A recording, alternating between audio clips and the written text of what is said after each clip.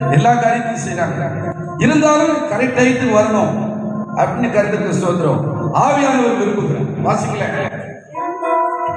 நம்ம சவுண்டா வாசிங்க. அந்தியோகியா பட்டணத்தில் உள்ள சபையிலே பர்னபாவும் சிமியோனும் வந்து கை காமிச்சு போறதுல ஆஜராக இருப்பார். அப்படி இருக்கணும், நல்லாட்டா இருக்கும். பேர் வாசி உள்ளே இல்லையா ஆஜர் வாசித்தோட வாசி.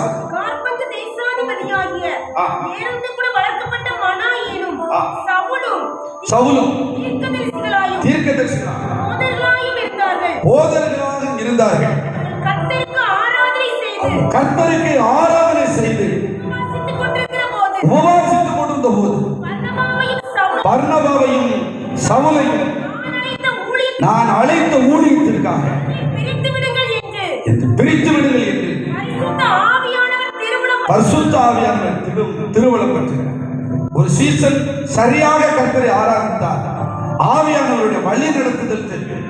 இங்கு போ, இங்கு போகாத, இதை செய், இது செய்யாத. ஆவியானுடைய கைட்னஸ், ஆவியானுடைய வழி நடத்துதல் கர்த்தர் எப்பவும் கிடைக்கும் அப்படின்னு சொன்னா ஆராதனை. நீங்க ஆராதனைக்கு லேட்டா வந்தா, ஆராதனை முடிஞ்ச பிறகு வந்தா, பாட்டு முடிஞ்ச பிறகு வந்தா, ஆவியானுடைய கைட்னஸ் வழி நடத்துதல் கிடைக்காது. கண்மூடித்தனமா நம்ம ஓட ஆரம்பிச்சிருவோம்.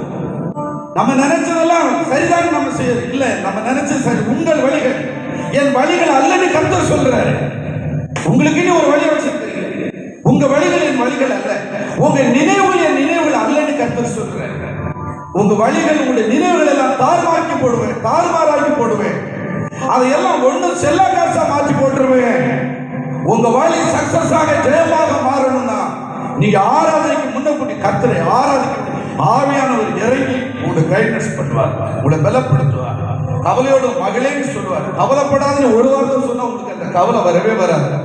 கர்த்தர் ஆராதிக்கும் போது அற்புதங்கள் அதிசயம். நாங்கள் ஆராதிக்கின்ற எங்கள் தேவன் எங்களை விடுவிக்க வல்லவராக இருக்கிறார். அவர் விடுவித்தாலும் சரி, விடுவிக்காம போனாலும் சரி. நாங்க அற்புதம் நடந்த சர்ச்சுக்கு வரண்டாமா? தாயே நல்லா இருப்பா, நீங்க வீட்டுல இருந்துங்க. ஆண்டவரா பாரு.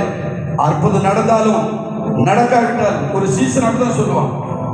இருந்தாலும் செத்தாலும் இயேசுவுக்காக வாழ்வேன்.